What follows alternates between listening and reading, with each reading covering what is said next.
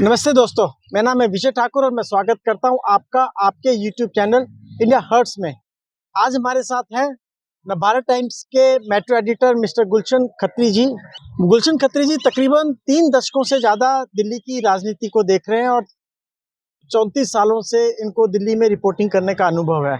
आज हम इनसे बात करेंगे कि दिल्ली की गवर्नमेंट के सामने नए नए चैलेंजेस क्या हैं। आपका बहुत बहुत स्वागत है साहब इंडिया हर्ट्स में। सर, जो नई गवर्नमेंट बनी है दिल्ली गवर्नमेंट, इसमें उसके सामने प्रेजेंट चैलेंजेस आपको क्या दिख रहे हैं सर? देखिए, दिल्ली में बीजेपी की सरकार बनी है लगभग 27 सालों के बाद और बहुत लंबा दौर बीत चुका है। 1998 में अंतिम बार इनकी मुख्यमंत्री थी सुषमा स्वराज। 27 साल में उसके बाद 15 साल शीला दीक्षित ने शासन किया है। 10 साल से ज़्यादा शासन अरविंद केजरीवाल की सरकार ने किया है। अब बीजेपी के पास मौका आया है। इनके पास सबसे बड़ा चैलेंज ये होगा कि इन लोगों ने जितने वायदे किए हैं उनको पूरा करना बहुत बड़ा चैलेंज होगा और इनमें यमुना नदी की सफाई सबसे इम्पोर्टेंट है। यमुना नदी को सफाई को लेके शीला दीक्षित की सरकार के टाइम में भी बहुत सारे काम हुए। उसके बाद अरविंद केजरीवाल ने भी कई बार वायदे किए, लेकिन वो वायदे पूरे नहीं हो पाए। आज भी यमुना जो है साफ नहीं है, एक तरह से गर्मियों में सीवर का नाला बन जाती है। तो दिल्ली सरकार के सामने सबसे बड़ी चुनौती यही होगी कि वो पानी का इंतजाम करें, उसके लिए सीवरेज ट्रीटमेंट प्लांट लगाएं और एक समय सीमा के भीतर ये सब काम हो, तभी दिल्ली सरकार को फ़ायदा होगा और दिल्ली के लोगों को भी इसका फ़ायदा मिलेगा। तो पहला चैलेंज तो यमुना नदी की सफाई है। दूसरा बड़ा चैलेंज है जो और वायदे किए गए हैं, महिला सम्मान योजना देने का वायदा है, बिजली के बिलों पर चुनौती वाला मामला है। उन सब चीज़ों में उनको सब सुविधाएं देनी होंगी, क्योंकि अभी विपक्ष ऐसा नहीं है कि बहुत कमज़ोर हो और विपक्ष के 22 सदस्य हैं, वो इनसे जवाब तलब करेंगे। तो वित्तीय स्थिति अभी दिल्ली सरकार की उतनी बेहतर नहीं है कि वो पैसा आसानी से निकल सके। इसके लिए मुझे लगता है कि इनको इस चैलेंज के पूरा करने के लिए बहुत मंथन करना पड़ेगा। हो सकता है केंद्र सरकार की मदद भी लेनी पड़े, उसके बाद ही ये मुझे लगता है कि मामला पटरी पे आएगा। तो मुझे लगता है ये बहुत बड़ी चुनौतियाँ हैं, एक वायदे पूरे करना और दूसरा यमुना की सफाई। अभी अगर हम वायदे पूरे करने की बात करें तो अगर दिल्ली गवर्नमेंट ने या दिल्ली के अंदर अगर वो 2,500 रुपये महिलाओं को हर महीने देना शुरू कर दिया, तो वो तो फिर बीजेपी की सारी स्टेट्स में देना पड़ेगा। क्या वो पॉसिबल है, प्रैक्टिकली पॉसिबल है? नहीं, मुझे ये नहीं लगता, ज़रूरी नहीं कि हर स्टेट में देना पड़े उनको। ये दिल्ली में वायदा किया गया है। दिल्ली में इसलिए मुझे लगता है बीजेपी ने वायदा किया है, क्योंकि अरविंद केजरीवाल ने भी ये वायदा किया, कांग्रेस ने भी वायदा किया। तो चुनाव में कॉम्पिटिशन होता है, सरकार बनाने के लिए, चुनाव जीतने के लिए, तो बीजेपी ने ये वायदा किया है। लेकिन ये उसके लिए अग्नि परीक्षा है, उसको ये वायदा पूरा नहीं किया, तो उसके लिए बड़ी दिक्कत होगी, इसलिए वायदा तो उसको पूरा करना ही है।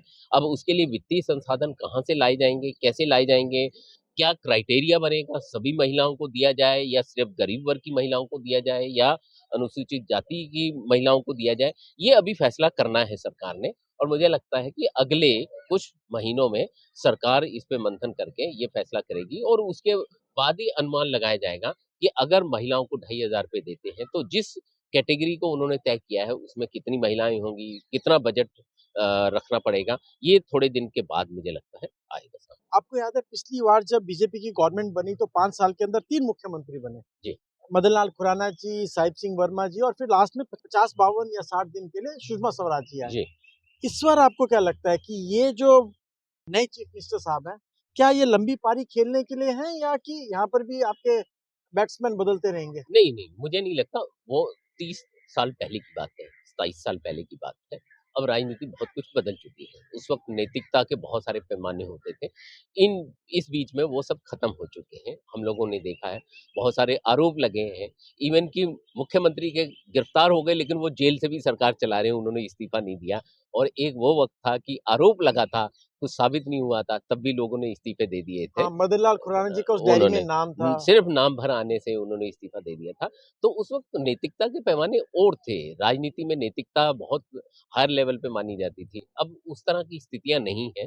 तो मुझे नहीं लगता कि अभी कोई ऐसी स्थिति आने वाली है कि यहाँ, हालाँकि हम भविष्य की भविष्यवाणी नहीं कर सकते हैं, लेकिन अभी जो मौजूदा स्थिति दिखती है, उसमें ऐसा नहीं लगता है कि यहाँ भी बहुत सारे मुख्यमंत्री बदले जाएँगे। आपने 2-3 चैलेंजेस बताए, एक तो फाइनेंशियल प्रॉब्लम्स को लेकर के बता दिया, एक आपने बताया कि यमुना और जो प्रॉमिसेस हैं उनको पूरा करना।